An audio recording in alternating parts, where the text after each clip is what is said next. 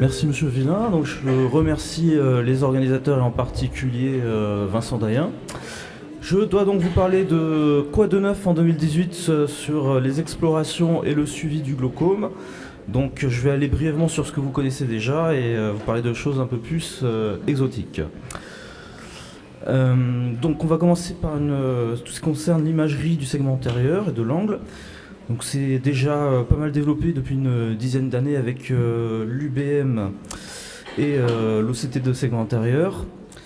Le principal avantage de l'OCT segment antérieur, c'est sa simplicité d'utilisation et sa résolution spatiale. Son principal inconvénient, c'est qu'il y a une mauvaise visualisation rétro-aérienne, à l'inverse de l'ultra-biomicroscopie.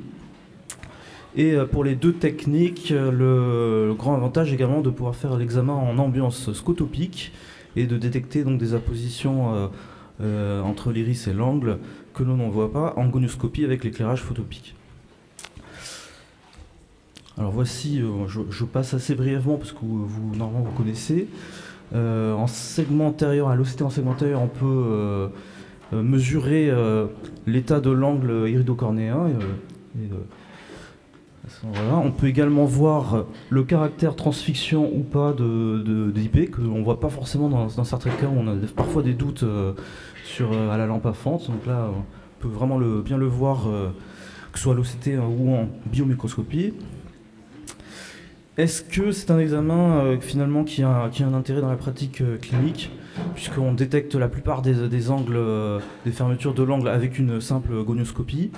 Je pense que oui, en cas de doute, peut être intéressant de faire ces examens.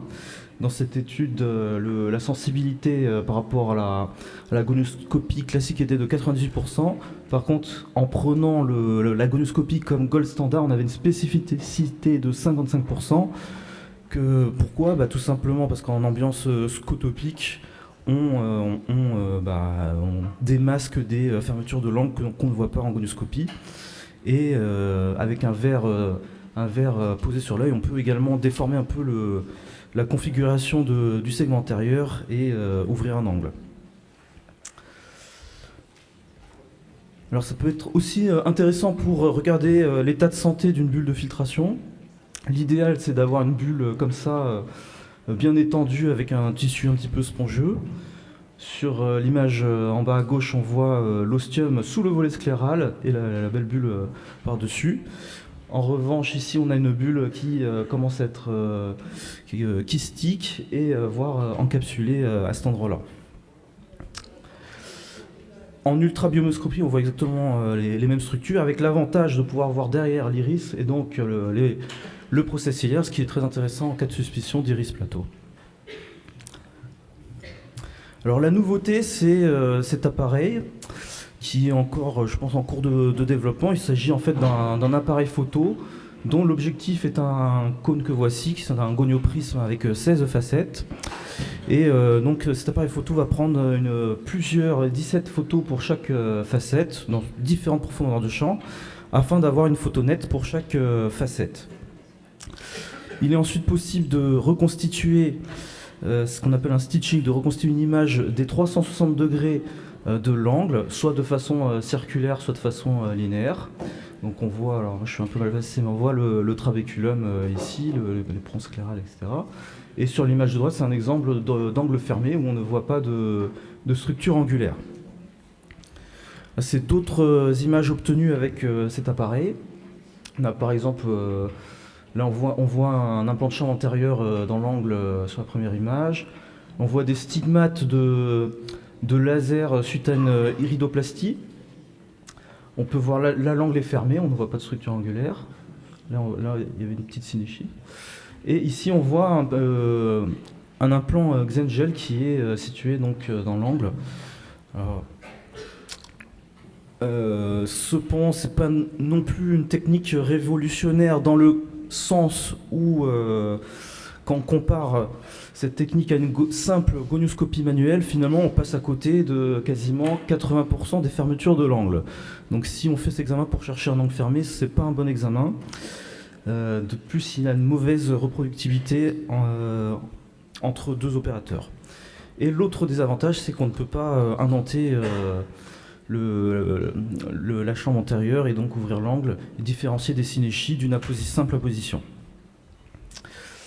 Concernant la structure, je vais sur ce que vous connaissez bien, je vais aller assez brièvement. Les rétinophotos sont à mon avis encore un bon examen à encore faire pour le dépistage.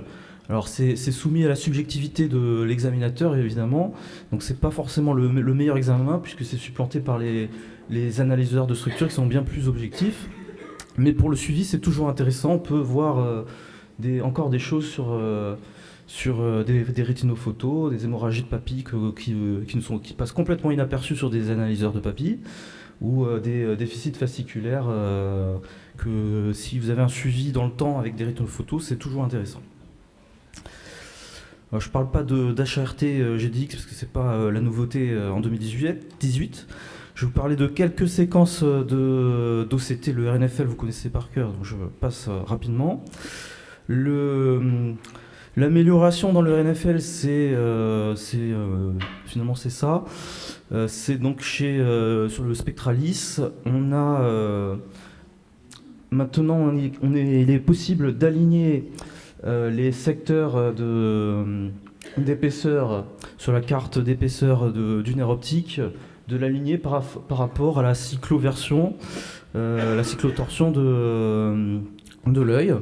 Pour cela, on prend en repère la fovea et le centre du disque optique, en fait le centre de l'ouverture de la membrane de Bruch. Et on peut voir que selon les yeux, on peut avoir des angles quand même assez différents.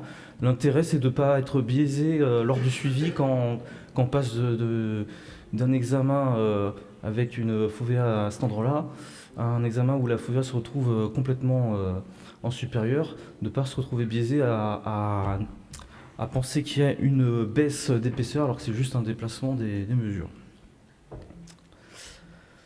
Les cellules ganglionnaires, vous connaissez également par cœur, donc je passe assez rapidement. Sur le Cirrus, j'aime bien utiliser ça désormais. Donc c'est un rapport où il est cumulé le RNFL et les cellules ganglionnaires vraiment sur le même rapport avec donc une exposition des écarts par rapport à la norme sur le même rapport. Donc ça peut être assez intéressant. Alors ça fait quelques années que ça existe, mais c'est un peu la nouveauté. Le Bruch Membrane Opening Minimal Rim Width, c'est donc une modalité qui a été développée sur ce constat suivant, c'est que quand on regarde un nerf optique ou quand on fait un HRT, les limites du nerf optique que l'on regarde ne correspondent à aucune limite anatomique concrète. Donc il existe une erreur par rapport à l'anatomie quand on fait ça. Donc l'idée de cet examen, c'est de prendre comme limite une vraie limite anatomique, et donc on prend la terminaison de la membrane de Bruch. Pour illustrer ce que je dis, il y a plusieurs exemples de cas différents. Ce qu'on voit, le point vert ici, correspond à la limite clinique, tout ce qu'on voit au fond d'œil ou à la HRT. Donc ça peut être différent selon les examens. La terminaison de la membrane de Bruch se trouve ici. Donc si on se réfère à un rétinophoto, on va mesurer, on va dire, le rétinien il fait le trait vert là. Sauf que ça ne correspond à pas grand chose. Avec cet examen, ce qu'on va mesurer, c'est donc la distance minimale entre la terminaison de la membrane de Bruch et la limitante interne. Donc la distance minimale, ça va être la perpendiculaire à la limitante interne ici. Et on est quand même très différent de l'anneau neurorétinien vu cliniquement. Donc en comparant ces mesures d'épaisseur à une base normative, il est possible donc de faire une cartographie comme pour le RNFL. En fait, c'est une sorte de RNFL amélioré. Et d'ailleurs, quand on regarde le pouvoir diagnostique de cet examen, pour une spécificité diagnostique de 95%, on est plus sensible qu'un RNFL standard. Donc c'est quand même très intéressant. Peut-être que certains d'entre vous l'utilisent déjà. Alors le défaut de cette technique, c'est qu'il est totalement dépendant de la taille de la papille. Pourquoi ? Parce que quand on a une petite papille, l'anneau neurorétinien est plus épais, plus épais. Donc on va avoir une surestimation de l'épaisseur du BMO MRW. Et à l'inverse, sur une grande papille, l'anneau neurorétinien est plus petit, on va avoir une sous-estimation et donc on peut avoir des faux positifs si on ne prend pas ça en compte. Donc peut-être que dans un avenir, on utilisera même des rapports où tout est combiné sur le même réservoir, le BMO, le RNFL, les cellules ganglionnaires. L'inconvénient de ça, c'est que ça prend quand même pas mal de temps pour faire les acquisitions de toutes ces données. Alors, concernant l'angio-OCT, il y a d'innombrables études qui ont été réalisées dans le glaucome. Donc il est maintenant parfaitement établi qu'il y a un lien entre une perte de la microvascularisation, que ce soit sur le disque optique ou en péripapillaire. Par contre, ce qu'on ne sait pas encore à ce jour, c'est si cette perte de vascularisation entraîne l'apoptose des cellules ganglionnaires ou à l'inverse, si c'est les cellules ganglionnaires qui entraînent les défects en vascularisation. Alors il y a deux choses, il y a beaucoup d'études, hein. Les deux choses qui ressortent dans les études, c'est qu'il y a une diminution de la densité vasculaire de la tête du nerf optique. Donc on mesure les flux sur la tête du nerf optique qu'on rapporte à la taille de la papille. Et donc cette densité, on le voit même visuellement, hein, il y a plus de réseau vasculaire chez un patient normal que chez un patient glaucomateux. La deuxième chose intéressante, c'est la vascularisation péripapillaire. On a un exemple d'un patient normal. Et un patient ici où on voit qu'il y a c'est comme une sorte de déficit fasciculaire, sauf que c'est les vaisseaux. Quand on fait une coupe OCT passant par là, on voit que l'épaisseur RNFL est plus mince et qu'il y a beaucoup moins de flux vasculaire avec l'atteinte fonctionnelle correspondante. Concernant la fonction, le gold standard en 2018, ça reste toujours le champ visuel. Mais c'est une technique qui a le défaut d'être subjective, ça dépend de la subjectivité du patient. Il existe depuis bien longtemps une technique objective qui est l'électrorétinogramme, mais qui n'est pas utilisée parce que c'est pas très commode et assez compliqué à mettre en place. Mais récemment, donc, il y a des études qui ont ressorti l'électrorétinogramme et on est maintenant capable avec un électrorétinogramme de détecter des diminutions d'amplitude sur le pattern ERG qui précèdent les lésions morphologiques sur l'OCT plusieurs années avant, jusqu'à 8 ans avant. Donc avec l'OCT, on a pu détecter des malades pré-périmétriques. Maintenant, on est capable de détecter des patients avec une atteinte fonctionnelle, mais pré-morphologique. Alors la nouveauté, c'est cette machine qui s'appelle le Diopsis, qui est donc commercialisée, distribuée en France par Cantel. L'originalité de cette machine, c'est qu'en fait, elle est très simple d'utilisation. Déjà, on utilise des électrodes qui sont autocollantes et qui se stickent donc sur les paupières inférieures du patient. Le patient se met devant un écran où va lui être exposé une alternance de lignes blanches et noires qui clignotent. Et donc, on va enregistrer des ondes. Donc, quand à gauche, on a un examen normal et à droite, on a un examen de patient glaucomateux. Quand on a un œil normal, en fait, on va avoir une réponse avec des ondes reproductibles.